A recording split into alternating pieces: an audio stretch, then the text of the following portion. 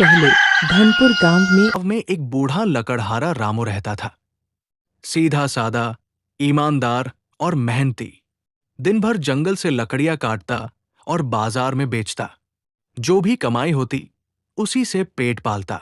उसी गांव में एक अमीर जमींदार हरिप्रसाद भी रहता था। घमंडी, क्रूर और लालची।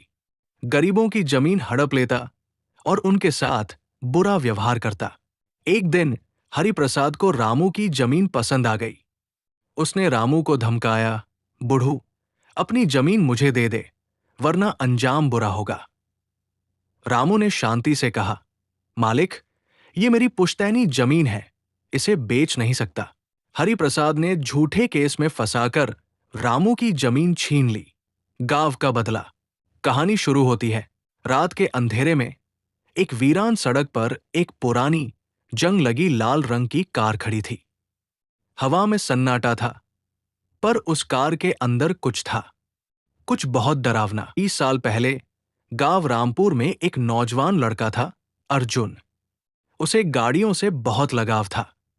उसने अपने दम पर एक रेसिंग कार बनाई, तेज, चमकदार और लाल रंग की।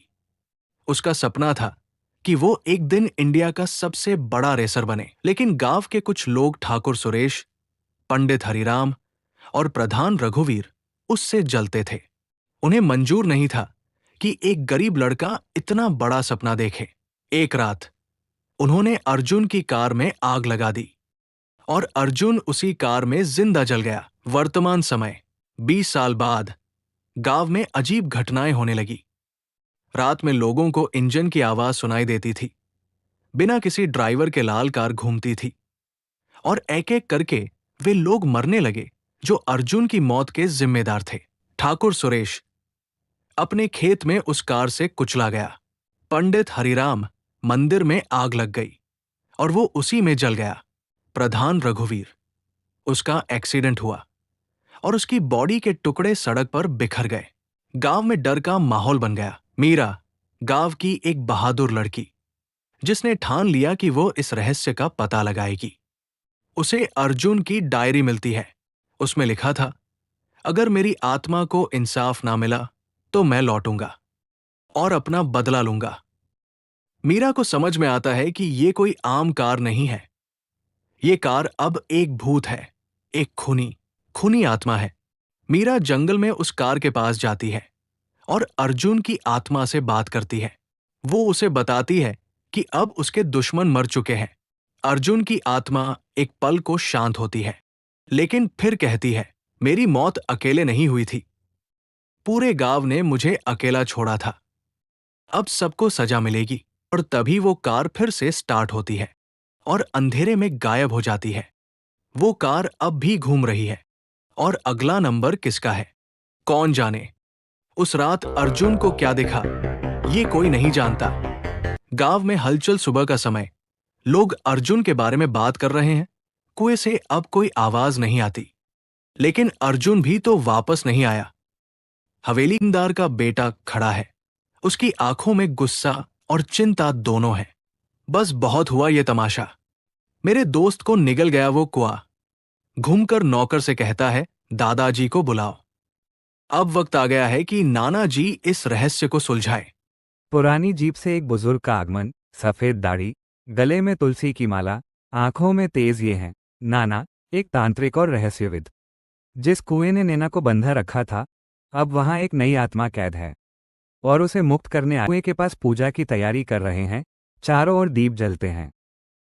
नाना मंत्रों के बीच गंभीर स्वर में, नैना अब अकेली नहीं है। अर्जुन की आत्मा उसकी परछाई बन चुकी है। कुएं से फिर वही फुसफुसाहट, लेकिन इस बार दो आवाजें एक साथ गूंजती हैं, नैना और अर्जुन की। नैना, अर्जुन एक साथ। अब देर हो चुकी है, हम साथ हैं, हमेशा के लिए। तेज हवा चलती है, दिए बुझ जाते हैं और अचानक कुएं से एक जोरदार रोशनी निकलती है। क्या नाना अर्जुन को बचा पाएंगे या अब नैना का अगला शिकार कोई और होगा?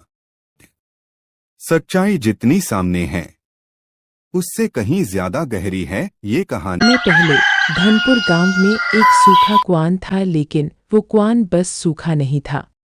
उसमें बसी थी एक आत्मा, नैना की आत्मा। नैना रोज मंदिर में पूजा करती थी, गायों को चारा देती थी और किसी का बुरा नहीं चाहा। फिर भी मेरे साथ इतना बड़ा अन्याय क्यों हुआ?